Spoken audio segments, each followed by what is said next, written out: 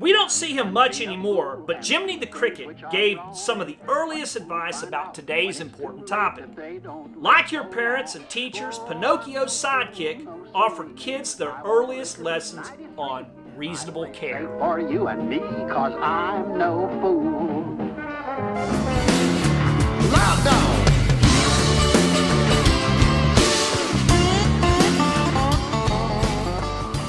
Welcome back to Law Dogs. I'm Jeff Henley, your host, and with me as always is Annabelle. Today's topic, as indicated, is reasonable care. I don't need to tell you that it's an imperfect world. I already told you that last time, right? It happens. Well, frequently happens because people aren't using reasonable care. People do things like speed, run lights. Others don't look out where they're going. Still others take it to an entirely new level, like this guy, or this brain trust here. To protect and compensate others from the inattention and craziness of other people, we have a standard. And it's a standard that doesn't require you to be a rocket scientist, or a graduate student from MIT, or somebody who mapped the genome. It's just what we expect from a reasonable person, or what we sometimes say as the ordinarily prudent person.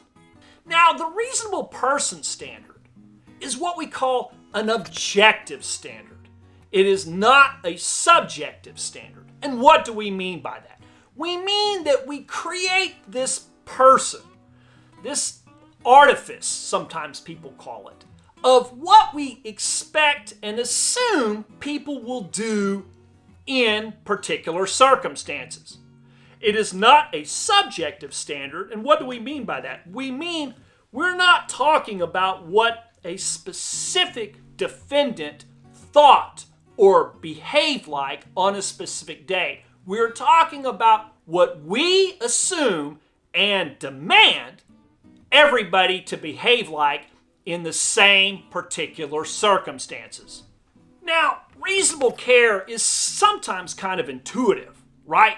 It's based upon our daily experiences. Now, with reasonable care, we're usually talking about particular circumstances. What someone would do in a particular context or circumstance. Now, on the road, we have lots of different obligations. You have to keep your vehicle in a single marked lane. You have to follow traffic signals. You have to adhere to speed limits. These are all duties that are imposed upon us by traffic laws and things that we learn about in order to get a driver's license. But reasonable care, of course, has so many other applications. We have them in professions, we have them in vocations, and in particular contexts, some kinds of conduct may be reasonable in one instance, but not remotely reasonable in another. Indeed, reasonable care can change over time. It evolves because as we evolve and as society progresses, we come to learn that particular standards of care are no longer acceptable. Now, COVID-19, for example, has imposed a great many new standards of reasonable care for us. Who would have thought that in months past that you would have sort of a duty, a social duty, if you will, to keep 6 feet behind somebody or to walk into a premise and wear a mask?